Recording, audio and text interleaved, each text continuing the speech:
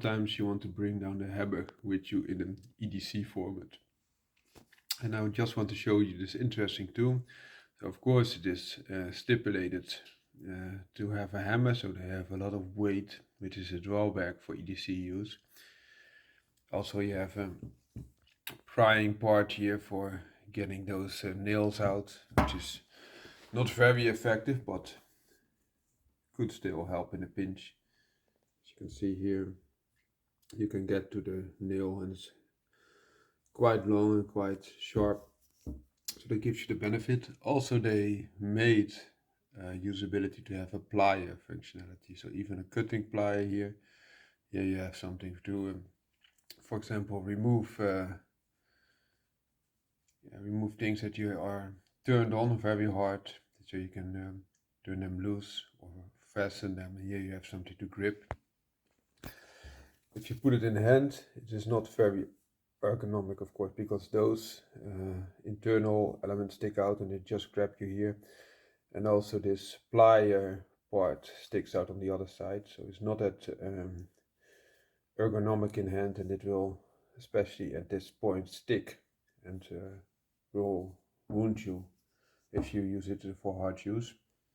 If you just take off this part, you can see the plier part exposed. Also the cutters, as I mentioned, are in place, and the different gripping parts, but still a very heavy type of multi-tool, so to say.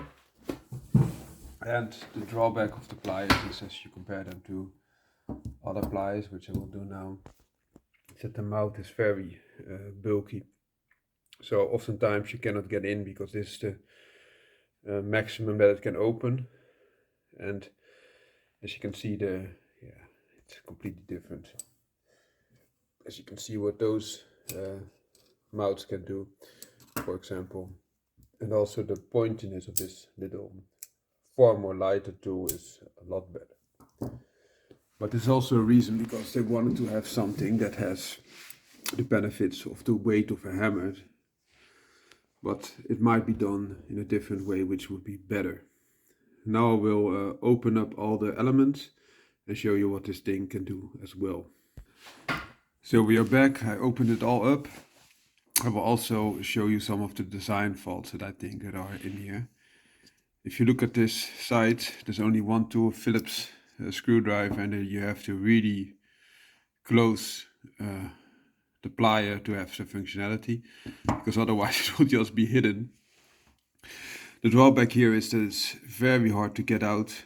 It could be that there's some debris in there. I don't see it, but I think it also because of design, it is very hard to get it out, which is a drawback in my opinion, a real drawback. Phillips head is decent. There are a lot of screwdrivers in this tool. So you have a Phillips head here, you have a very narrow normal screwdriver.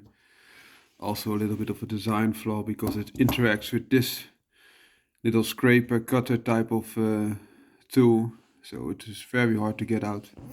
Another screwdriver, big normal flathead screwdriver, is here at the end of this file that also doubles up as a, or triples up as a saw. Decent type of knife, also quite sharp. They say it's stainless, but you still see some rust occurring there. Here you see this knife thickness. Also the point is quite sturdy in this design because it still has a decent tip strength. So not an all-out working tool in many occasions. Also there are drawbacks and benefits, which I will explain a little bit more. This scraper type of thing is quite nice. It is able to cut through cans and also help you to get through, to saw through it a little bit. Also you can use as a scraper, you can use as a bottle opener, which I don't like that much. I also like the saw quite a bit because it also has this double up functionality of file. And the screwdriver head I also like.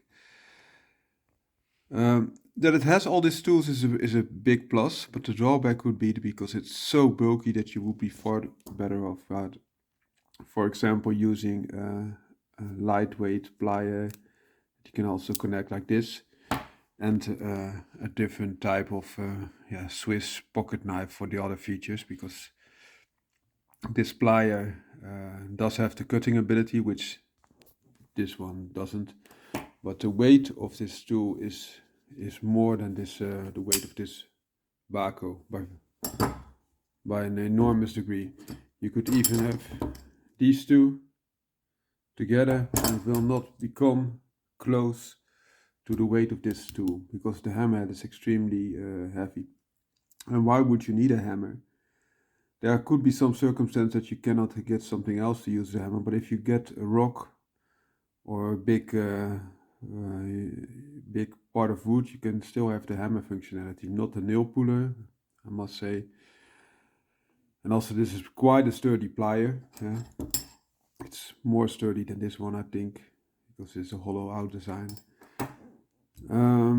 There can also be a benefit because of the weight, because sometimes people lose their tools because when they just let it drop or it falls out of their pocket, they don't notice it because the weight is so little. With this guy you will notice, you will really notice. So that could be a plus. Also, if you only want to have one tool and keep an overview and have everything in there, this could be a way to go. But as a hammer, as I also demonstrated, is completely non-ergonomic. I think you will be better off many a circumstance to improvise a hammer out of a stone or a piece of wood or a towel or whatever than using this big brick of a tool. I'm not dissing it. I think it still has functionality, especially if you don't have a hammer, a piece of rock or whatever with you, and you just need a hammer once in a while. Doing your jobs as, for example, fixing up things in houses, then this could be a good addition to your pocket set, especially if you only want to have one thing on a loop or one tool to do this type of jobs that you do not use regularly. Have a great day.